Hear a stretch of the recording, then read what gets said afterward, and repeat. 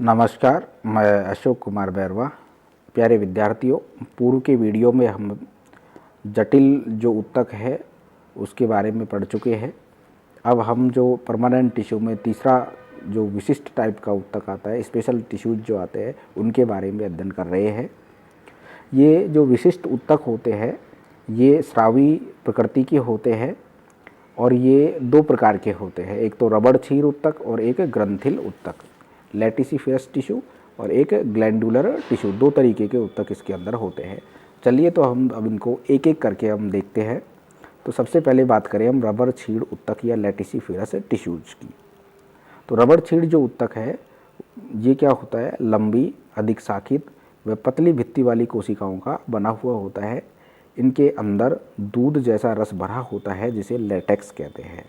ठीक है, लैटिसिफरस जो टिश्यू है इसके अंदर जिसकी जो सेल्स पाई जाती है वो लंबी होती है, अधिक शाखित होती है, पतली भित्ति वाली होती है और उनके अंदर दूध के जैसा पदार्थ भरा हुआ होता है जिसे लेटेक्स कहते हैं।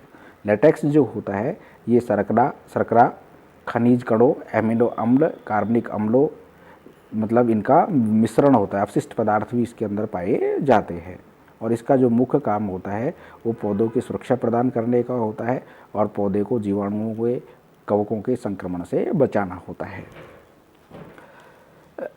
ये जो लैटिसिफरस टिश्यू है ये भी दो प्रकार का होता है, एक तो लेटेक्स सेल्स और एक लेटेक्स वेसल्स। लेटेक्स सेल्स या रबड़ क्षीर कोशिकाएं।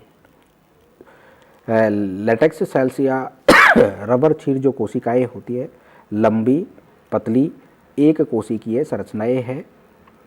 ये शाखायुक्त और बहुकेंद्रिकीय होती है, असंधित होती हैं, अर्थात ये मिलकर के जाल के समान संरचना नहीं बनाती हैं। और लेटेक्स सेल्स जो है वो किस किस के अंदर पाई जाती है, जैसे यूफोर्बिया, कनेर और कैलोट्रोपिस के अंदर ये सेल्स है वो पाई जाती है। दूसरी है लेटेक्स वेसल्स या रबड़ क्षीर वाहिकाएं। इनका निर्माण लेटेक्स सेल्स जो है उनके मिलने से होता है। बहुकेंद्रिकीय संरचनाएं होती है, संधित होती है क्योंकि ये मिलकर के जाल जैसी संरचना बनाती है और ये मिलती है आपके अफीम, सोनकस, फाइकस, हीविया और पपीता के अंदर। इनके अंदर लेटेक्स पाया जाता है। इस जो ऊतक है इससे संबंधित कुछ महत्वपूर्ण पॉइंट हैं जो पूछे जाते हैं। लेटेक्स उत्पादन करने वाले पौधों को पेट्रोक्रॉप्स कहते हैं। क्या कहते हैं? पेट्रोक्रॉप्स कहते हैं। पेट्रोक्रॉप्स वो क्रॉप्स है जिनसे लेटेक्स उत्पादन होता है। पपीता के लेटेक्स में पैपेन एक जो प्रोटीन पाचक एंजाइम है वो पाया जाता है। तो पपीता के लेटेक्स में पैपेन एंजाइम पाया जाता है। केलेट के लेटेक्स में टैनिन एंजाइम पाया जाता है, ये टैनिन पाया जाता है। अफीम जिसको पेपावर सोमनिफेरम भी कहा जाता है, इसके लेटेक्स से अफीम प्राप्त होती है। अफीम से मॉर्फिन नामक ये जो मॉर्फिन है ये एल्कलॉइड इसके अंदर होता है। फाइकस इलास्टिका से भारतीय रबर तथा फाइकस ये हिविया ब्रासिलियंसिस से पैरा रबर है वो प्राप्त किया जाता है। एक्रस सपोटा के लेटेक्स से च्युइंगम गम जो है, च्युइंगम जो बनती है वो एक्रस सपोटा के लेटेक्स से बनती है। तो ये लैटिसिफरस टिश्यू के बारे में कुछ था। अब हम देखते हैं ग्रंथिल ऊतक या ग्लैंडुलर टिश्यूज। ग्रंथिल ऊतक जो है ये ग्रंथियों का बना हुआ होता है। ग्रंथियाँ भी दो प्रकार की होती है, एक तो होती है एक्सटर्नल ग्लैंड्स और दूसरी होती है इंटरनल ग्लैंड्स। एक्सटर्नल जो ग्लैंड्स है पादप सतह पर उपस्थित एपिडर्मिस से आउटग्रोथ के रूप में निकलती हैं, जैसे ग्रंथिल रोम और मकरंद ग्रंथियाँ। ग्रंथिल रोम जो होते हैं तम्बाकू, प्लम्बेगो और बिच्छू बूटी के अंदर पाए जाते हैं, जबकि मकरंद ग्रंथियाँ जो होती है वो पैसिफ्लोरा के अंदर पाई जाती है।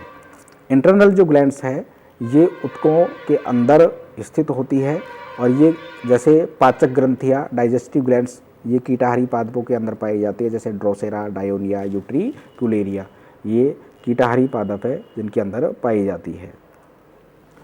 फिर म्यूसिलेज ग्लैंड्स जो होती है पान की पत्तियों में पाई जाती है। ऑयल ग्लैंड्स नींबू, संतरा के फलों में पाई जाती है। रेजिन ग्लैंड्स हैं ये पाइनस के अंदर पाई जाती है। गम ग्लैंड्स हैं ये अकेसिया के अंदर मिलती हैं। टैनिन ग्लैंड्स है ये कैमेलिया के अंदर पाई जाती है। और वाटर जो ग्लैंड्स है ये जलकुंभी और पिस्टिया के अंदर पाई जाती है। और साल्ट ग्लैंड्स जो है वो टैमेरिक्स के अंदर पाई जाती है। जो सोडियम क्लोराइड या नमक का स्रावण करती है।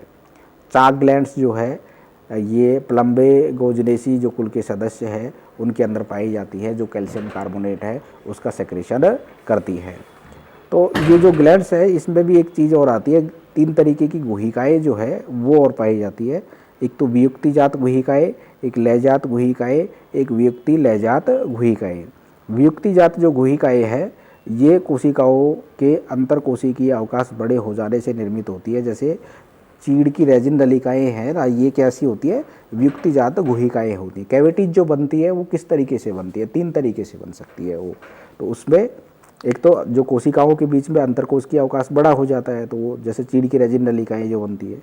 एक लयजात गुहिकाएँ है जो कोशिकाओं के नष्ट होने से बनती है, जैसे नींबू की तेल ग्रंथियाँ जो है वो कोशिकाओं के नष्ट होने से बनती है, इनको लयजात गुहिकाएँ कहते हैं। और एक वियुक्ति लयजात गुहिकाएँ ये कोशिकाओं के पृथक्करण एवं लयन दोनों के एक साथ होने से बनती है। कोशिकाएं जो हैं उनके बीच में अंतरकोशिकीय अवकाश बढ़ जाता है, प्लस में कुछ लयन भी हो जाता है, यानी कोशिकाएं नष्ट भी हो जाती है। जैसे मक्का के प्रोटोजाइलम में वियुक्ति लयजात गुहिकाएँ है वो पाई जाती है। तो आज के इस वीडियो के साथ ही हमारा जो परमानेंट टिश्यू है वो ख़त्म होता है, और इसी के साथ में हमारा जो प्लांट टिश्यू चल रहा था वो भी ख़त्म होता है, जिसमें हमने विभजोतक, स्थायी उत्तकों के बारे में अध्ययन किया। स्थायी उत्तक में 3 प्रकार के उत्तक हमने देखे, सरल उत्तक, जटिल उत्तक और विशिष्ट उत्तक। सरल उत्तक में हमने मृदुतक, स्थूल कोणोत्तक और दृढ़ोत्तक के बारे में अध्ययन किया, तथा जटिल उत्तक में जाइलम और फ्लोएम के बारे में हमने अध्ययन किया। विशिष्ट उत्तक में हमने 2 तरीके के उत्तक देखे, एक तो कौन सा देखा था, रबर छीड़ उत्तक, और दूसरा ग्रंथिल उत्तक जो है, ग्रंथिल टिश्यू जो है वो हमने देखा। तो इस तरीके से जो टिश्यू जो है, प्लांट टिश्यू जो है वो चैप्टर हमारा ख़त्म होता है। नेक्स्ट वीडियो में हम जो टिश्यू सिस्टम है उनके बारे में विस्तृत चर्चा करेंगे।